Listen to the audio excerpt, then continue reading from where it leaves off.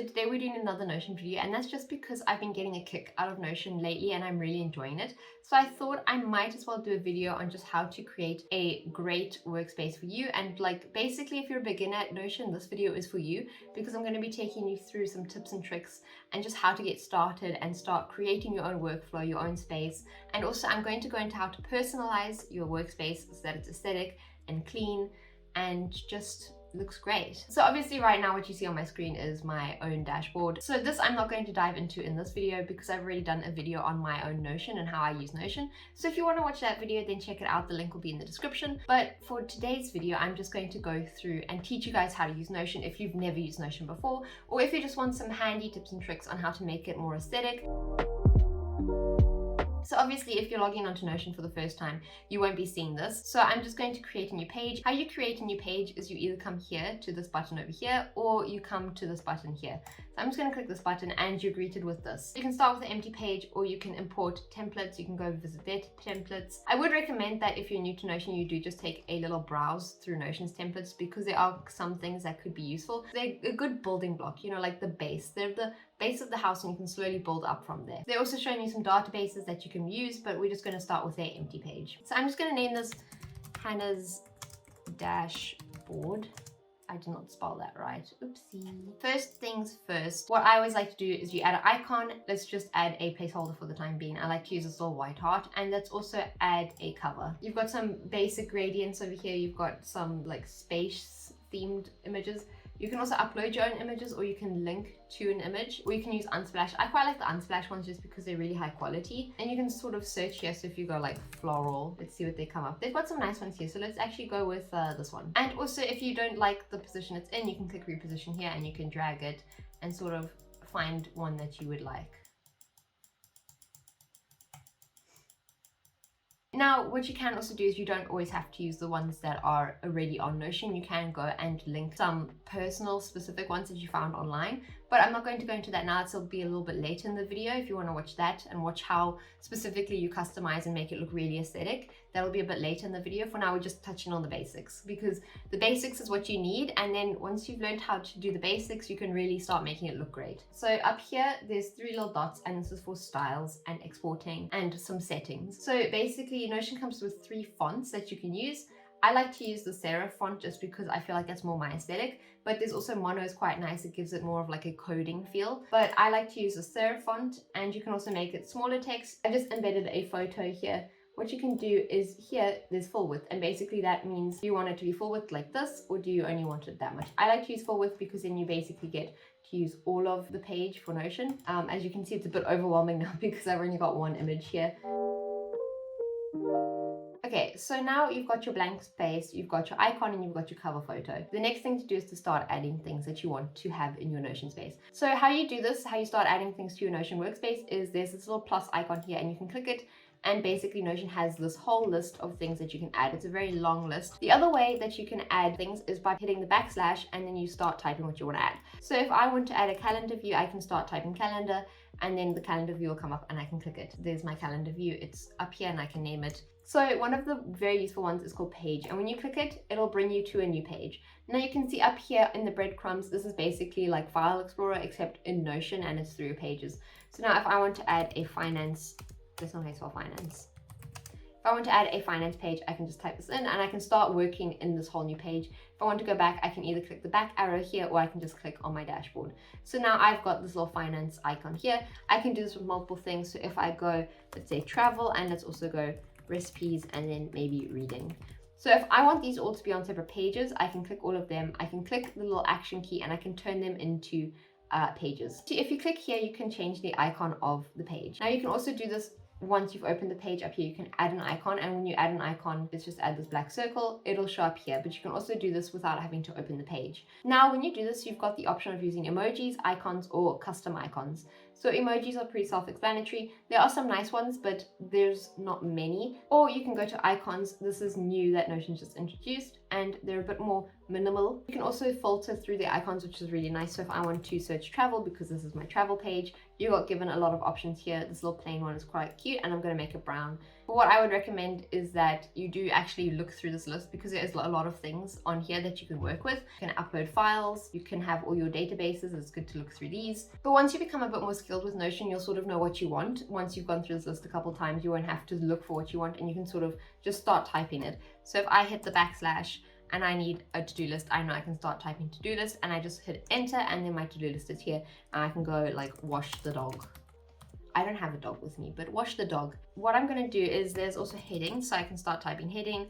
And then also if you want to go through the list, you can just hit the down arrow, which is what I'll do. So if I know I want heading, but I don't know what size, I can just stop typing when I've got heading. And I can see, oh, I want a medium one, enter, there we go. And then I can add, let's go menu. Once you've got your menu here, basically you can go here and you can start adding things. You can change the color, you can change the background color. On the left-hand side, there's a little action key. This is another way you can just add more things. You can delete things. You can come here and you can make it bigger if you want. I mean, smaller. I keep thinking heading 3 is bigger because it's got a bigger number, but it's actually smaller. Remember that when you start making your Notion. If you change the background color by highlighting, the background color will be shorter.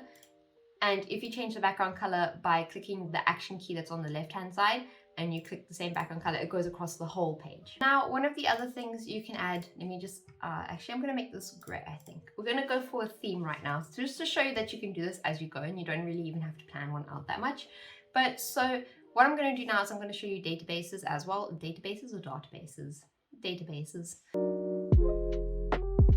Now how I'm going to access them is I'm going to go the backslash and I'm going to start typing database. So there are 6 different types of databases. There's the table view, board view, gallery view, list view, calendar view, and timeline view. Now each of them serves a different purpose and they can all look quite different aesthetically. The one I like to use the most is just table view, because for me it's the easiest way for me to process information. Let's name this, let's say, reading list.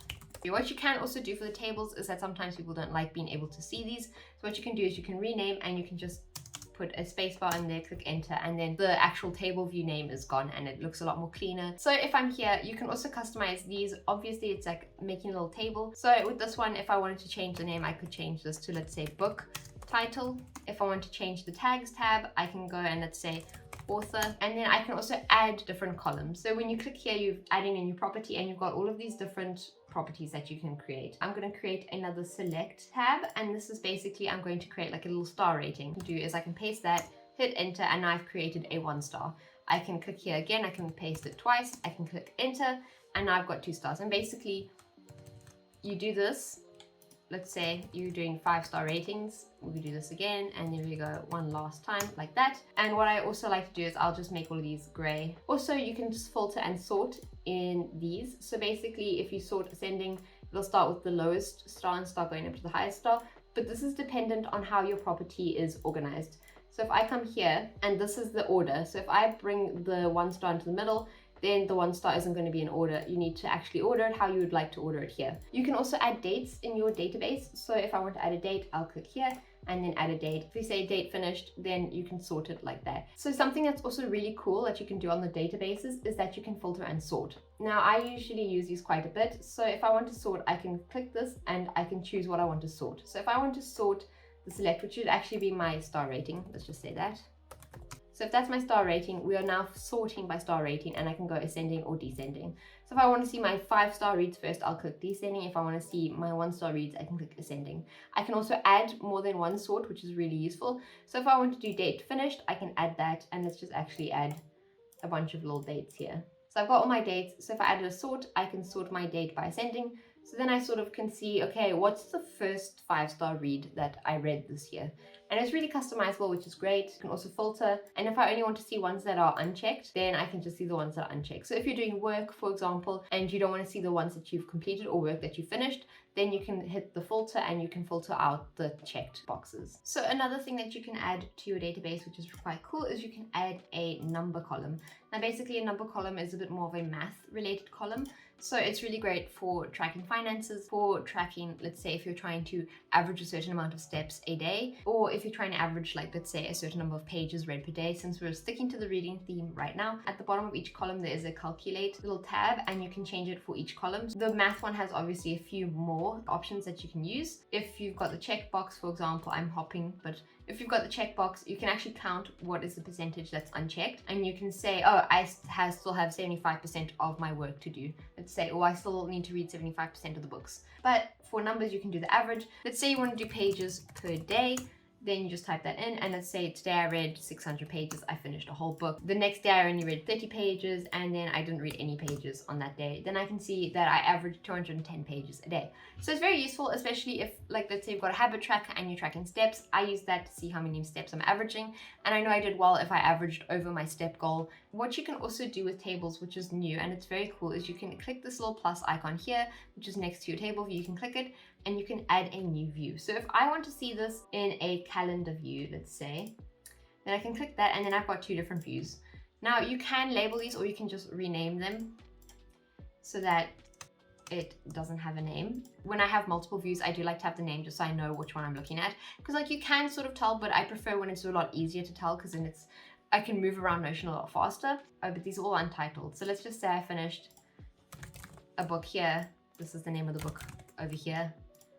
These are really great title names. And then Akatar. Then if I come to my calendar view, you can see where you finished the books here, because this one is sorted by date. So the date finished is how it'll show you where they are. And you can also add properties. So right now no properties are shown. So if I want to see the star rating, I can click this little eyeball, and now suddenly you can see the star ratings.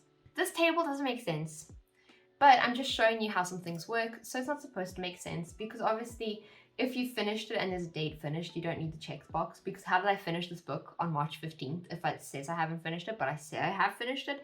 And the pages per day, did I read 600 pages of just this book? I do want to show you one other thing that's really cool. I've got it down here. I already have it prepared. I just wanted to hide it. Very sneakily hid it out the way. It's a bit more finicky to do, but it looks really cool. Now, a formula tab is going to go over most of our heads, I think, unless you're really into math, and it's like a pseudo coding basically. How it works is the formula is over here. If you edit your property, you can come and you can edit the formula, and here is the formula that is being used. You see, it's a bit confusing, but you can just find these formulas online. Other people will do all the work for you. There's a lot of resources for Notion out there, so definitely take advantage of them. So for me, I've got a goal of, let's say, 100,000 words in my script. So if I'm at 42,000, but let's say I've gone up to 60,000, then I can include that and the percentage bar fills. And it's really cool. There's different ones you can find online. I'll link to where you can find the formula, and you can just copy paste it in. You just have to change the value in the formula to what your column is called, so that it knows where to look. But it's really easy, and you get different styles of them as well. I like this block one, but there's ones that are more circles. There are ones that are lines with like a little circle that moves along the line. It's nice to have something to visually see your progress with. What I'm going to teach you how to do is we're going to start going into how to make Notion aesthetic. We're going to go into the customization part of this video, and just how you can make your Notion look like those ones that you see on Instagram and Reddit. Go and find inspo. There's a lot of inspo online. There's really great resources online. So as you can see, I've got Pinterest open. I just literally searched Notion on Pinterest, and there are so many different boards, so many different styles that you can look at and get inspiration from. And if you really struggle to find a way to lay out your Notion and you just feel like yours doesn't look good, what I recommend is you can take a look at this. You can break down what they've used, and you can just recreate it in Notion with your own graphics and your own color scheme. So what I'm going to do now is I'm just going to show you how I would sort of do a little bit of customization. So one of the things that's very useful is columns. If you're going to make your Notion look good, use the columns, because as you can see in here, everyone is using columns, and that's why it looks so great. There's 4 columns over here. We've got 3 columns over here. There's 2 ways to add columns. The first way is by doing the backslash, and you start typing columns and you get your columns. Now you can do 2 columns, 3 columns, 4 columns, or 5 columns. So if I want to do, let's go with 3 columns for this. You'll see here there's 3 columns. You can't really see them, but once you start adding things, you will be able to see them. The other way you can do it is if you come here, you can grab one of the blank ones and you can just push it. And now you've got 2 columns. You can see my menu's moved over. The way you can tell where it's going to land is as you're grabbing it, the blue line that appears is where it's going to land. So if this is going across the whole screen, that means it's going to become 1 column. So you can drag it under there and you know it's going to land there because of the blue line. But what I'm going to do now is we actually are going to customize this. I've got my 3 columns still over here, so I'm going to grab menu and I'm going to drag this into the 1 column. Now how you adjust the size of the column is you just come and you find this gray bar and you can drag it and change the size of it. Now what I'm going to do is I'm actually going to go and grab some images off of Pinterest. Removed by creator. That's my son! This is my boy! There are different ways you can embed an image. So one of the ways you can do it is you can copy the image address. So what you're going to do is you're going to hit the backslash and you're going to start typing embed. Now, if you click embed, it gives you the option to embed a link or to upload an image. You can also just copy paste images, but embedding means you're going to get that nice quality. Obviously, this one isn't the highest quality image, but if I just want to go like this and bring this over here, and now we can start cooking. Another thing that I like to recommend, which can really help spice up your Notion, is to have fun with the dividers. You can add a second divider, and sometimes I can give a nice effect where you've got like this double line. What also I like to do is sometimes I can find that the images are a bit too close, unless you're going for that cluttered look. I don't really like to do that. So sometimes what I'll do to help even out spacing is I'll take one of these blank blocks and I will move it there, and you can't even tell that there's a thing there. Another way you can also use the blank blocks is to help with spacing. So if you want a bigger gap there, for example, then you can have a bigger gap, or if you want this to come a bit down, can have a gap there, and you can have this sort of staggered look. Another way that you can add cool dividers, you can actually search for aesthetic dividers on Google, and you can get them here, and you can just copy them, and then you can go to Notion and you can just paste them. Sometimes you can duplicate them. You just go like this, and then you can have a cool divider. So another way you can make a really nice and aesthetic divider is if you just grab one of the blank blocks and you change the background color. So if we make this background color gray, and then you can move it around, you've got a divider. Duplicate this, I can put them next to each other, and you can sort of have this staggered effect. So now what I want to do is I just want to show you how you can customize your icons and a cool little tip on how to customize them. So what you can do is you can embed GIFs and little stickers into your Notion, and they can really make it just look really well put together, especially because they move. So my tip for this is that you go onto Pinterest and you search sticker keywords, and then you browse through these and you see which ones you like. But let's say I like this one. This one is called Hailey Ivers. So you will search Hailey Ivers, you go to Giphy and you will type in Hailey Ivers, and then you'll go and you'll click stickers over here. Come and you can browse through it, you can see which ones you like. Let's say I like this one, then I can come here, I can right click, copy image address. Now that I've got the link copied, I'll come here, I'll click backslash and start typing embed. Then I'll click enter to do that, and then I will just paste the link into here and then click embed link or click enter. It'll take a couple seconds, but there you go, it's already done. And it's obviously very big right now, but I can just move this up. I'll grab onto the little thing there, move it up, and then you've got some stars that are moving, and already it looks so cute and aesthetic. You can also do this with the icons up here. You click it and you'll click custom, and you can paste a link and you can click submit, and then wait a couple seconds, and there you go. Okay, so another thing that I wanted to just talk about quickly before I finish up is custom widgets. Now the site that I want to show you is called indify.co, and it is very useful. It has a few cute widgets that you can customize and then add to your Notion just for a little extra pizzazz. So some of their widgets that they offer are things like a clock, buttons where you can basically embed a link, and if you click it, it's like a button and it will take you to where the link is. A countdown, a counter. They also offer a life progress bar. This I don't use. I've seen some people use this, but it's not for me, you know. I already have enough anxiety and worries about death. I don't need to open Notion and be greeted with a percentage of how much life I have completed and just how much closer I am to death. Even just seeing this for the first time, I said, ooh, I'm gonna die one day. And I got anxiety, and then I went through the whole existential crisis about what does actually happen after death. What you can do with this, which I've seen someone do, is that you can actually get rid of the life counter, and then instead it is more of like it's taking you through what percentage you are through the month, the year. So this is my book one. This is how I do my goal, and basically you can just interact with it in Notion and you can increase it or decrease it, and you can customize everything over here. I'm not going to go through the customization because it will take a bit too long. This is another tip. If you're using a bullet list, right, and we go hello, and then I want to go down a space, it'll add another bullet. If you don't want that to happen, hold shift and press enter, and then you can still talk and it will all be under one bullet point. The second you press enter without shift, you'll get another bullet point, which is really useful. You can use this to be stylistic or just to elaborate on something. This also works if you've got something like this and you want to add a background color. Let's say we want to add blue to the background. If I press enter, the background doesn't come with me. But what I can do is if I click shift enter, then the background follows me and I can just, you know, this is great also if you want to make almost like a little post-it note. And yeah, so I think that's it for this.